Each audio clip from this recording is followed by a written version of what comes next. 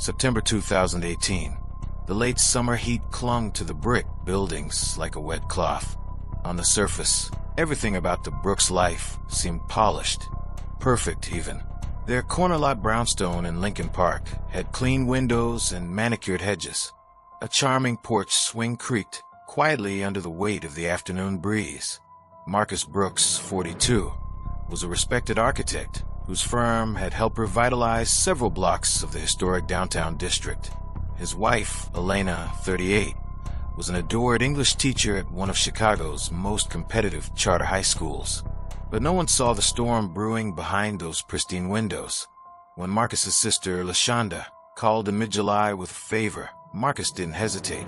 Her son, Jordan, had been accepted into an elite preparatory academy on the north side of the city, tuition-free, thanks to his grades and track record in track and field. But LaShonda, working double shifts in Decatur, couldn't afford to move to Chicago. She asked if Jordan could stay with Marcus and Elena for his senior year. "He's a good kid, Marcus," LaShonda pleaded. "Quiet, focused. This is his chance." Marcus said yes before even consulting Elena, and that was the first crack. August 2018. Jordan Miller was 17 years old and looked older. Tall, lean, soft-spoken. His deep brown eyes rarely met yours unless you made him laugh. His jawline had the sharpness of a man, but his voice still carried a trace of teenage timidity. He arrived with just a backpack and a suitcase. At first, everything was smooth. Jordan was polite, respectful, and kept his room clean. He addressed Elena as Auntie, even though she wasn't technically his aunt.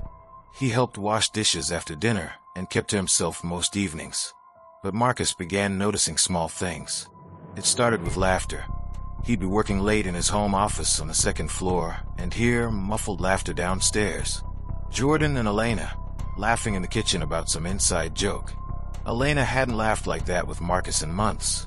Then there were the glances, flickers that Marcus caught in his periphery. Once, while they all watched a movie, he noticed Jordan glance over at Elena, not in the way a teenager should look at someone he called Auntie. Still, Marcus said nothing. September 1st, 2018. Marcus was working from home when his phone buzzed. A text from an unknown number. "Your wife likes boys. Check your guest room." The message was followed by a time-stamped photo. It showed Elena. Her back was to the camera, but Marcus would recognize the curve of her neck and the wave in her chestnut hair anywhere. She was in Jordan's room, sitting on the edge of his bed. Her hand rested on his thigh. Marcus froze. Was it a prank? A deep fake? Someone with a grudge? He didn't tell Elena. Not yet. Instead, he bought a hidden camera that same afternoon. One of those tiny models that could be nestled inside a bookshelf, disguised as a smoke detector. He placed it in Jordan's room while the boy was out jogging. By the following night, he had what he needed. The footage wasn't grainy. It wasn't speculative.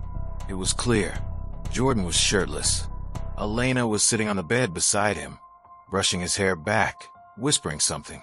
Then she leaned in and kissed him. Not on the cheek, on the mouth.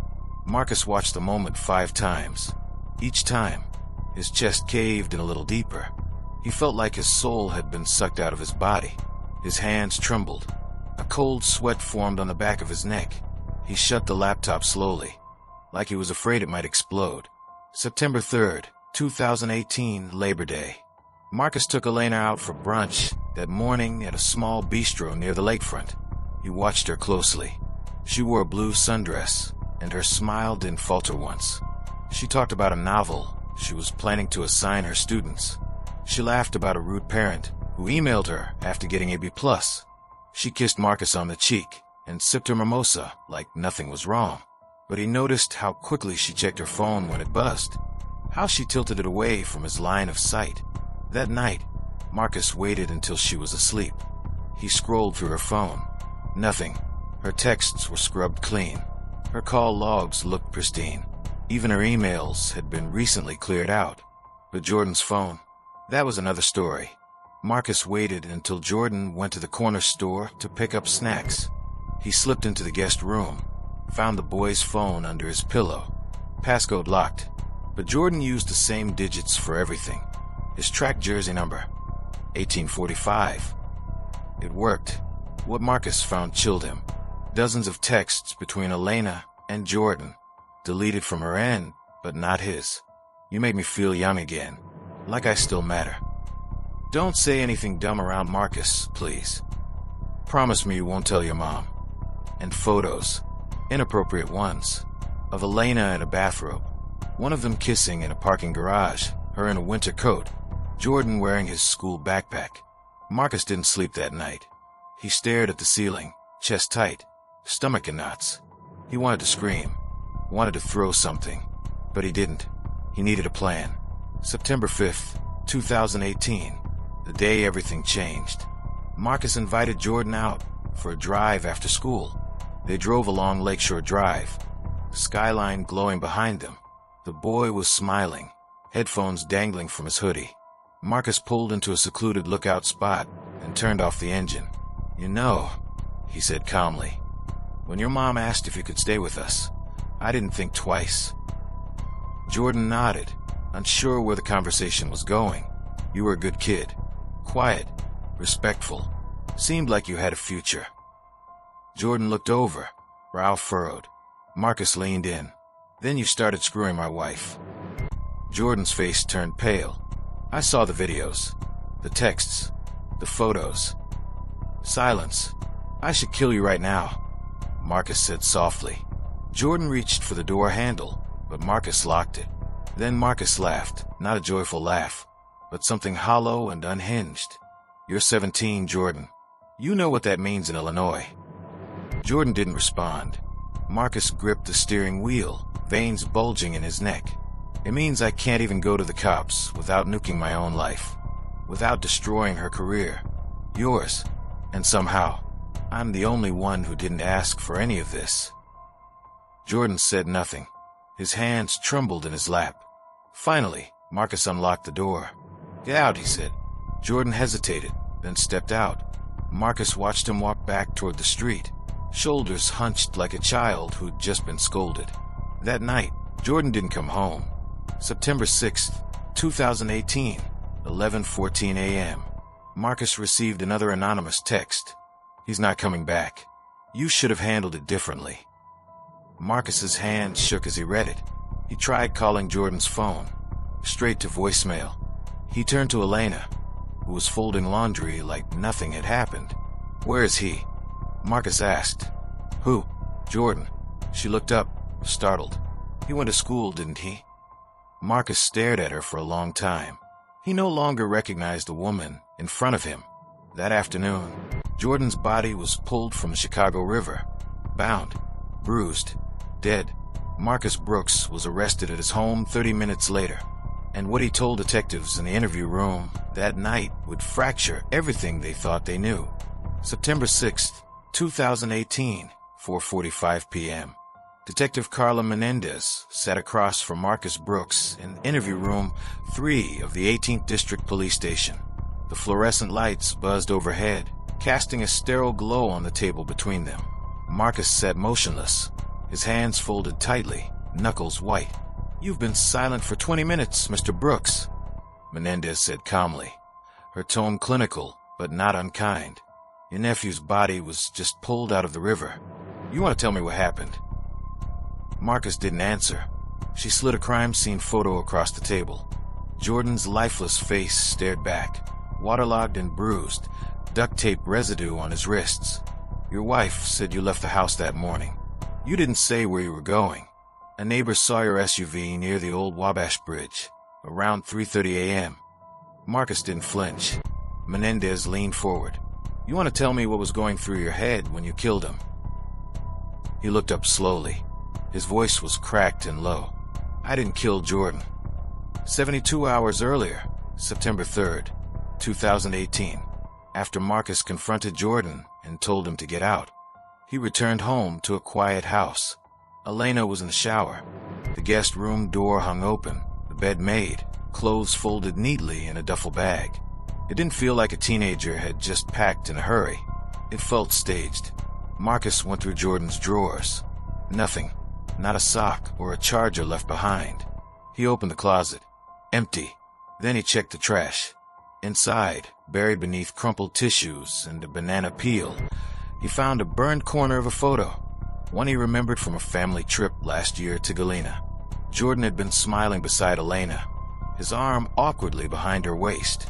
The corner of the photo showed part of Marcus's face, burned away. The kid was angry, hurt, or maybe afraid. Still, something didn't add up. September 4th, 2018, 6:02 p.m. Marcus received a call from Jordan's prep school. He hadn't shown up to practice or classes. He hadn't answered any texts from teammates. His phone had pinged once, briefly, near Union Station at 2:14 p.m. Then nothing. Marcus didn't report him missing. He didn't want to drag Elena's name through the mud. Not yet. But the following morning, when Jordan's mother LaShonda called, frantic and panicked, Marcus knew it was over. "He's not answering," she sobbed. "You said he was staying with you. What the hell is going on, Marcus?" Marcus lied. "I think he ran away." He could hear her heartbeat through the line. He wouldn't do that. He worked too hard for this. He's got college recruiters, full rides lined up. "Marcus, what did you do?" September 6th, 2018, 9:21 a.m. The police found Jordan's body floating beneath the concrete slab near Goose Island. No wallet, no phone, just his school ID in the front pocket of his hoodie. Time of death was estimated to be early morning on the 4th. That afternoon, Elena was brought in for questioning. Her reaction wasn't what the detectives expected. She didn't cry. Instead, she folded her arms and asked for an attorney. Interview room 4, 5:02 p.m. Detective Menendez had her partner, Detective Singh, step in. He brought coffee and another folder of evidence. "Marcus," Singh said, sliding the folder over. "We know you found out about the affair. We know you confronted him. What we don't know is what happened next." "I told him to leave," Marcus replied flatly. "You didn't follow him?" "No. You didn't call Elena? Or anyone?" Marcus shook his head. "Can you explain why his blood was found on the floor mat in your trunk?" Marcus looked up, stunned. "What?" Singh flipped the photo. "Trunk liner. Partial transfer stain. We found traces of river algae in your rear wheel well. You want to keep playing dumb?" Marcus was silent. Elena's story, according to her statement, under the guidance of her attorney. Elena gave a partial statement. She admitted to emotional closeness with Jordan. She claimed Marcus had grown distant, controlling, and dismissive over the past 2 years. She described Jordan as a confidant, someone who made her feel heard. But she denied any physical relationship. "Marcus was jealous," she said. "Possessive. I think he saw something that wasn't there." When asked why Jordan had texted her, "I miss your hands, and he's going to find out," she claimed the texts were manipulated or misinterpreted. He was a lonely teenager. Maybe he felt a connection. "That doesn't mean I crossed a line." She blamed Marcus for Jordan's disappearance. "He told me the boy ran away. But something in his eyes, he looked finished, like a man who had already made peace with what he'd done." Flashback, September 5th, 2018, 3:20 a.m. A grainy traffic cam photo captured Marcus's SUV parked under the Wabash Avenue Bridge. The timestamp aligned with the projected time of Jordan's death. But there were no witnesses. No DNA on the body that matched Marcus. Still, his silence, the blood in the trunk, the confrontation. It was enough for an arrest. Interview room 3, 6:41 p.m. Detective Menendez returned with one more card to play. She placed a small evidence bag on the table. Inside was a silver ring with a tiny red gemstone, Elena's birthstone. "We found this in Jordan's hoodie pocket." Marcus's jaw tensed. "She gave it to him," he said softly. "2 weeks ago. I saw the Venmo notification. She said it was a gift. A 25-year-old ring she said her mother gave her." Menendez leaned forward. "So it was romantic." Marcus nodded. "I didn't kill him, but I wanted to. God help me, I wanted to." Flashback, August 27th, 2018, 11:32 p.m. Jordan stood in the hallway outside Elena's bedroom door, clutching a book of poetry she'd lent him. He knocked once, softly. The door opened. Elena stepped out, hair loose around her shoulders, robe cinched tight. "I just wanted to say thank you," he said nervously, "for everything." She touched his cheek gently. "You're a good boy, Jordan." He reached into his pocket and handed her a folded note. "I wrote something." She smiled. "You're becoming quite the writer." As she turned away, he grabbed her wrist. "I don't want to leave here." She paused, her back to him. "You don't have to," she whispered. That was the night Marcus installed the camera.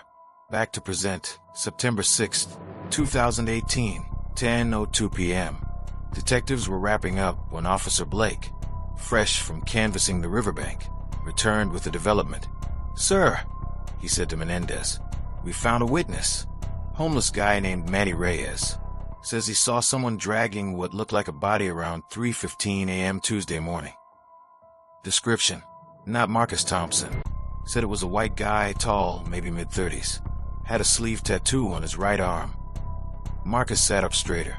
"I know that tattoo," he said suddenly. "It's a phoenix. On the bicep." "Who?" Menendez asked. "Elena's ex-boyfriend, Kyle Drexel." Kyle Drexel hadn't been seen in over 3 years. Elena claimed she hadn't spoken to him since their breakup, but according to a recent phone record subpoena, she called him at least 9 times in the past month, including the night before Jordan disappeared, September 7th, 2018, 9:12 a.m. The police report on Kyle Drexel landed on Detective Menendez's desk like a cinder block. The name had been scrubbed from Elena's narrative. Not once in her police interview had she mentioned an ex-boyfriend, yet records showed 9 phone calls, 3 of them lasting longer than 10 minutes, between her and Kyle over the previous 4 weeks. But the most damning was a 12-minute call placed at 2:06 a.m. on September 4th, just over an hour before a homeless witness claimed he saw someone dragging a body under Wabash Avenue Bridge. And then, Kyle disappeared. His last known location? A dingy motel on the south side under a fake name, Greg Fallon. Inside the room, detectives found a crumpled fast food bag, half a bottle of cheap bourbon, and a prepaid cell phone, wiped clean. But tucked under the mattress was what changed everything. A torn photograph of Elena and Kyle at Montrose Beach, with Jordan in the background, unaware he'd been caught in the frame. Flashback, July 2018. Elena and Kyle had reconnected through Facebook. At first, it was casual, harmless messages, late night. "How have you been, nostalgia?" But over time, the tone shifted. Elena told him about her marriage, about how cold and dismissive Marcus had become, how she felt invisible in her own home, how Jordan, her 17-year-old nephew, had started opening up to her in ways that felt dangerous. Kyle, ever the opportunist, saw a weak link. He encouraged the secrecy, encouraged the confusion. "Don't let them guilt you into silence," he wrote in one message. "You deserve something real." She began sneaking away, telling Marcus she was visiting her sister or going to a book club. Sometimes Jordan covered for her unknowingly, but one night, Jordan saw her getting out of Kyle's car. Everything changed after that. September 2nd, 2018, 10:08 p.m. Jordan confronted Elena in the kitchen. She was slicing vegetables, humming to herself. The television in the living room played faintly. "I know who he is," Jordan said from behind her. Elena froze. "What?" "I saw you. With that man. The guy with the tattoo. I Googled him. He's bad news. You've been spying on me. I'm not the one lying to everyone." She turned sharply, her voice hardening. "You don't get to judge me. You don't understand anything." "I understand more than you think," he snapped. "Marcus is going to find out." Elena's eyes flickered. Not fear, strategy. "No, he won't." September 7th, 2018, 1:42 p.m. Detective Menendez ordered forensic team to reprocess Elena's bedroom. A hidden folder on her laptop, encrypted but eventually cracked, revealed a disturbing chat thread between her and Kyle. In it, she expressed fear that Jordan might expose everything. She described him as emotional, clingy, unpredictable. She said he was threatening to tell Marcus everything. And Kyle had replied, "If he's a problem, we solve it before he becomes a bigger one." One final message sealed the tone. Accidents happen all the time, especially to boys who don't know when to shut up. September 7th, 4:13 p.m. Menendez returned to interview room 3. Marcus sat quietly, watching the seconds tick by on the wall clock. She dropped the photos and chat logs in front of him. "Elena lied to you," she said. "This wasn't just a mistake between her and a confused teenager. This was planned. Kyle was involved. And now we know. This was never about you losing control. This was about them cleaning up a mess." Marcus blinked. "They killed him together?" "We believe Elena lured Jordan out of the house. Kyle was waiting. They used your car. Made sure you'd take the fall." He slumped back in his chair. Menendez spoke softer now. "I don't think you killed him, Marcus. But you're going to have to decide. How far are you willing to go to protect the person who destroyed your life?" Flashback, September 3rd, 2018, 1:56 a.m. Elena knocked gently on Jordan's door. "Come with me," she whispered. He was groggy, confused, but hopeful. She said she wanted to talk privately, somewhere away from Marcus, away from judgment, somewhere they could be honest. He followed her out the back door into the night. Waiting in the alley was Kyle. September 8th, 2018, 7:33 a.m. A tip came in from a gas station clerk on the outskirts of Joliet. A man matching Kyle Drexel's description had been seen 2 nights prior, paying in cash, traveling westbound in a black Jeep with Indiana plates. A bolo was issued. Later that afternoon, Kyle was spotted at a rest stop outside Des Moines, Iowa. Officers surrounded the vehicle. Inside, Kyle was found with $3,000 in cash, a duffel bag, and a burner phone. He didn't resist arrest. What he said first shocked everyone. "I didn't mean to kill him." September 9th, 2018, 10:42 a.m. Kyle's confession was messy, half ego, half justification. "He came at me first," Kyle insisted. "The kid was unhinged. He called me a predator. Started screaming that he was going to the police. He lunged at me. I panicked.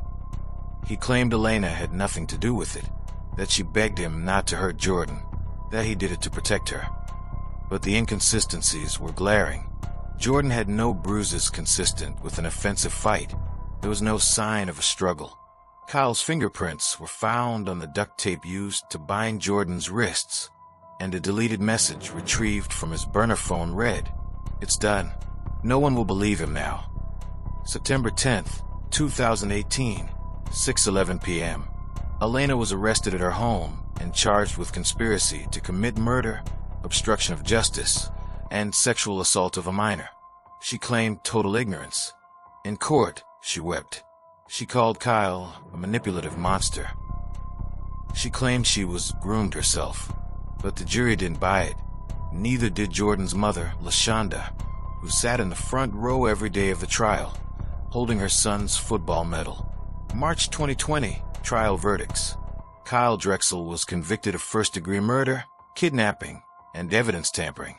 He received life without parole. Elena Brooks was convicted of second-degree murder and conspiracy. She was sentenced to 32 years in state prison. Marcus divorced her shortly after the arrest.